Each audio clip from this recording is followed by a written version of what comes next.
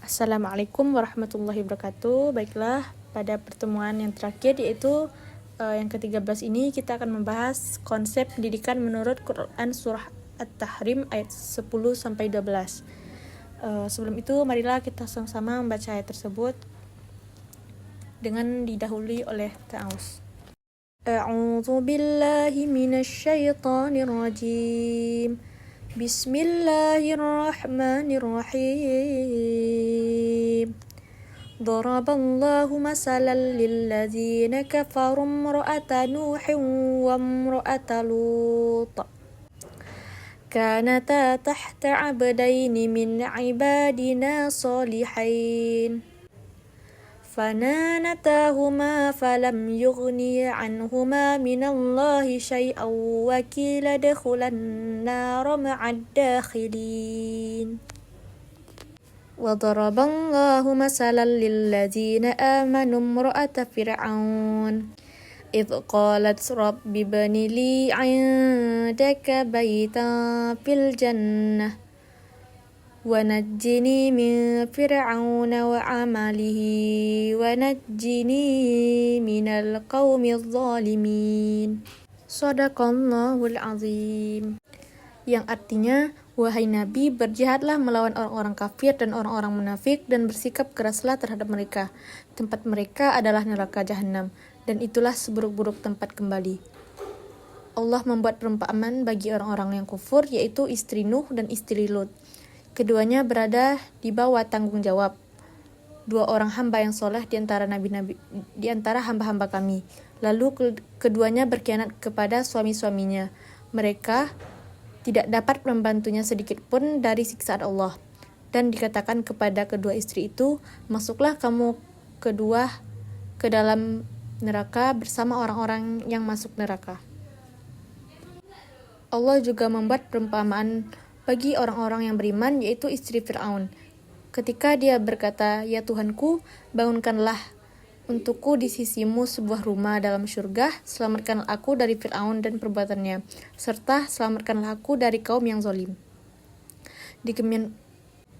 Demikian pula Maryam putra Imran yang memelihara kehormatannya, lalu kami menitipkan ke dalamnya rahim sebagian dari roh atau ciptaan kami, dan yang membenarkan kalimat-kalimat Tuhannya dan kitab-kitabnya, serta yang termasuk orang-orang yang taat.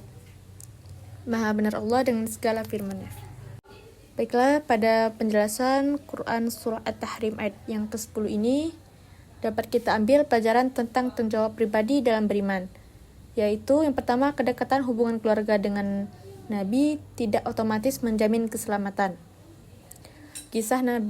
Kisah istri Nabi Nuh dan istri Nabi Lut ini, mereka berkhianat secara akidah, bukan secara moral seksual. Dan keselamatan hanya diperoleh melalui iman dan amal soleh pribadi, bukan karena nasab atau keluarga. Selanjutnya, penjelasan Quran surah At-Tahrim ayat 11 yang dimana kisah keteguhan iman Asiyah di tengah kekuasaan tirani Fir'aun. Ia lebih memilih iman dan akhirat daripada kemewahan duniawi. Keberanian dan kesabarannya dalam mempertahankan iman meski dalam tekanan ancaman merupakan keteladanan bagi wanita solehah yang lebih memilih surga daripada istana dunia. Yang selanjutnya yaitu penjelasan Quran surah At-Tahrim ayat 12 yang dimana Maryam menjadi simbol kesucian, ketaatan, dan keteguhan iman meskipun menghadapi ujian besar yang mengandung tanpa suami, dan Maryam tetap bersabar dan taat.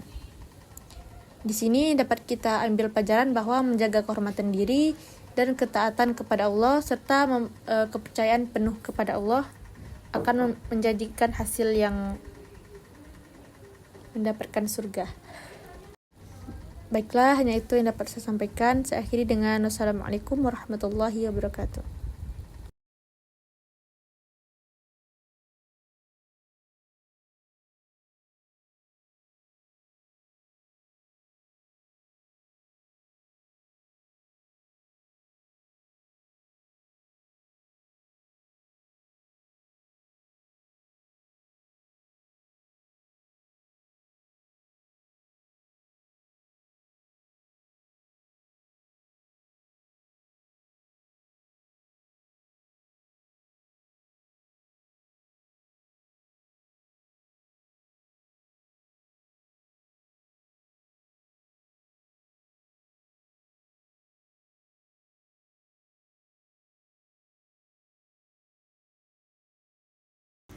Yang selanjutnya yaitu pendidikan sosial, yang dimana membangun norma sosial yang sehat antara laki-laki dan perempuan, serta mendorong terciptanya lingkungan yang aman dan saling menghormati dalam kehidupan bermasyarakat.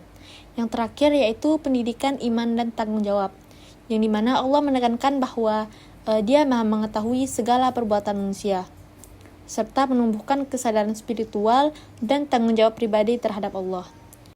Mungkin hanya itu yang dapat saya sampaikan. Jika ada salah, mohon dimaafkan. Wassalamualaikum warahmatullahi wabarakatuh.